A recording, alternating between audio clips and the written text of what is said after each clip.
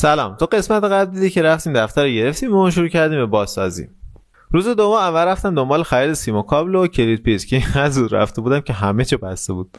بعدش رفتم دفتر که دیگه تقریبا به حد انفجار رسیده بود. منم دستکشا رو دستم کردم و شروع کردم ناخاله ها رو جمع کردم و یکم وسایل رو مرتب کردم. قرار بود دیواره دفتر رو رنگ کنیم، ولی جنس دیوار اینقدر بد بود که نمیشد. به خاطر همینم قرار شد اول کناف بزنیم بعد رنگ. سفارش دادیم، کنافا رسید پایین پاساژ و رفتیم آوردیم. از پله آوردنش هم کلی سخت بود. موقع آوردن وسایل دستم شهید شد. آقا فریدم اومد و اول یه سری پودر رو ریخت داخل آب و شد یه جور خمیر سفید. بعدش هم باهاش قوطی کلید پریزا رو سر جاشو محکم کرد. بعدش هم شروع کردیم یه قسمت از دفتری که می‌خواستیم دیوار پوش زدیم. دیوار پوشا که تموم شد رفتیم سراغ کنار کردن بقیه دیوارا. اینجا بعداً میشید استودیو فیلم برداریم که قرار خیلی خفن بشه.